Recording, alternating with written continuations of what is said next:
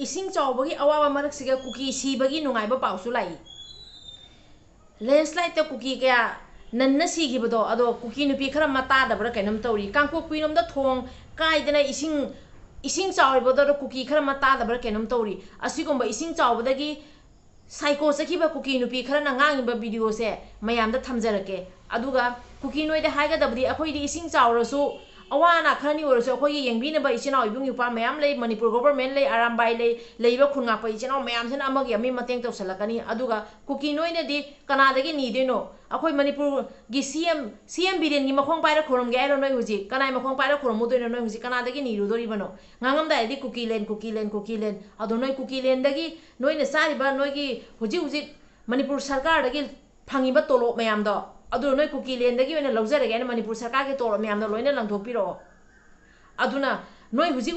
ising chawbada awana nangiba mayam do noi changbam se kana da changani abado noi na sari ba na thibong do adu do sarba tara di noi khangam ga dabani aduga tanja siga su noi na maitai people kai noi na karema ga maitai kangli pa ising chawri kai kangli mai do ising chawra karema isi marak siga noi gi kuki ka si abada adu hana khanda go noi di si gini yaroye huji ising chaw thoiba sigisu asigi full responsibility se noi ne lawgadabani aba kaina noi ne ching ka thatliba noi ne uwa ka thatliba aduga i loi tholopa ngatani aba na phi se la lakani jo khangdeba kuki noi ne namana pa na chin na masa khangdeba noi ne su maitai gi kanglei pak hello maitai people kanglei pak ising chawre ka herei do noi gi kanglei pak ising chawre maitai people ka akoi kanglei pak ising chaw su noi ne wapi wai bede akoi kanglei pak ising chaw su khoi gi mateng to na ba akoi amana tra ma myam ma lei noi gi siriba mayam do adu do ising chawbai marak se kadai da kulen do kadai da sem dori bono kamaina phum dori bono adu wa khanlo ana khallu aju ko tanja se ga noina kangle pa ising chawre ga kari makpo do adu tawrakanu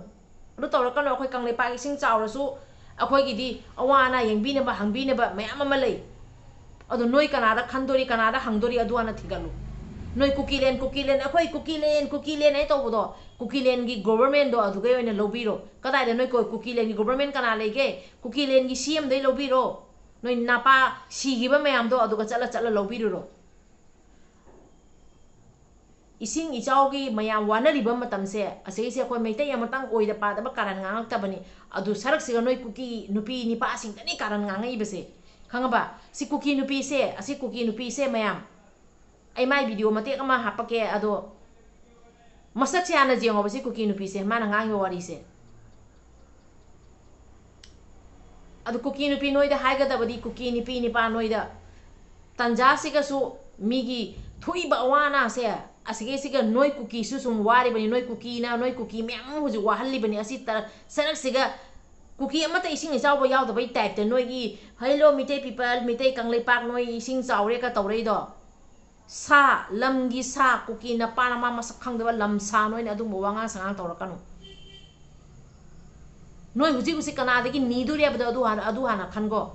kana dagi noi na nining maham da ni reso ko manipur cm gi ayaba yawdna noi kali humam phangoi abda adu hana khango aduna manipur cm do usit thoi dana ngangi ba manipur gi leiba maitai do usit thoi dana ngangi ba do adu hana chamala khandago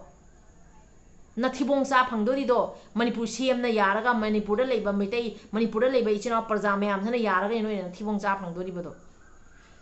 thabakam torom dai da adhar ama mathau tarakpa thabakam torom dai signature ama mathau tarangba verify ama torom dai da di manipur sarkar gi mathau tarangani ne noi napa do thanamba kuki len du gi mathau taramoi ne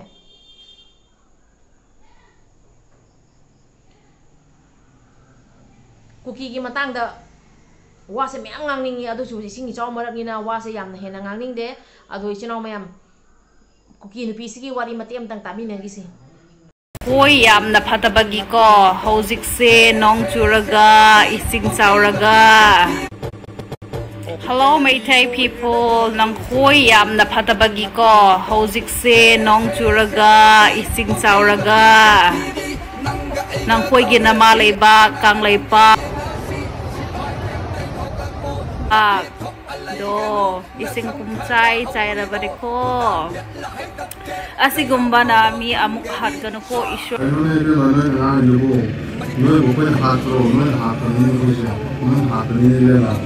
saubane nang koi pum na khalo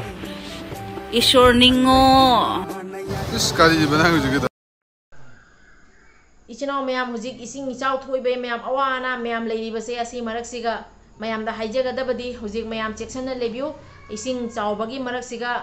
अखोइगी Kong चिकहनबा खोलनबा अदुगा इसिंग तुंगजन जुम मनाक्ता लेबा खोतबा इसिंग तुंगजन खोसनबा असि खरा चेक्सन बिना येंबियो असिगा हुजिक अनाबसे ma'am थोकलानी इसिंग चावरबनिना अदुना Kong चिकहनदनबा होनाबियो अदुगा हुजिक हुजिक इसिंग इचावगी मरक्सिगा हुजिक असि अनाबा ma'am थोकलानी सन सा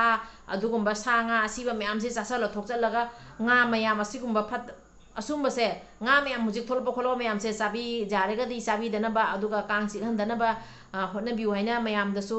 request तौजरी अदु हुजिक इसिंग इचाव थोइबनिना ma'am यामना वानरी अदु ओइरेगसु cookie सारम चचटपा cookie सिंगसेना Matang सादना assume वाहि वाता सेमपसिगा यामना अइना साउनिंगबदगी video से सेमजबनी इचनाव मैम कोइ मतम पुनमक चेक्सन लेमिनसी नादनबसु होनसी अदुगा हुजिक कांगलिपा कनबगिसु हुजिक अखोइ लान लोइद्रेबसे कावबसु याते इचनाव मैम चेक्सन लेमिनसी इचनाव मैम ngasiगidi matang se loisanjarage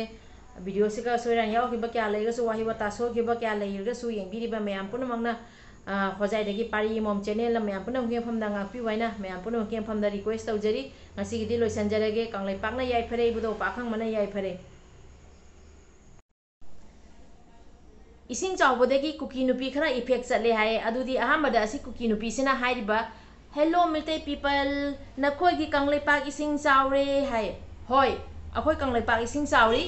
Manipur अखोय Meitei गी लम कांगलेपाक से इसिंग चावरिबसे थोकन बसे कुकी ना थोकन बनी करिगिनो कुकी ना चिंग लोय यानथले चिंग एंगगी जानथलगा उवा जानथले उ चौ चौबा जानथलगा हुजिक अदु मफम सिंगदुगो चिंग सिंगदुगा नोइना उवा दो कथलगा अदुगा ड्रग साजले अदुगा गिदी इसिंग इचा हुजिक लाई बसिसु कुकी नोइना लोइना थोकन बनि आबसे नोइ खांगु अदुगा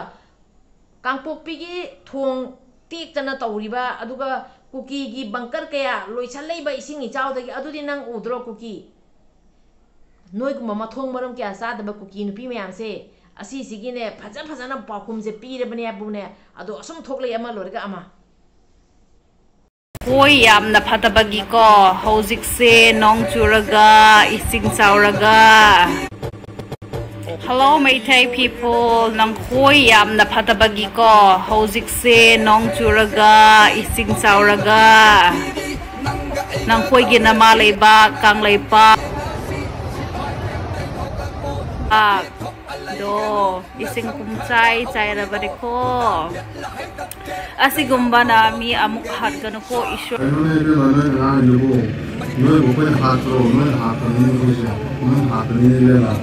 saubane nang koi pumna mak khallo ishwar ningo इस कारी बनाए जुगे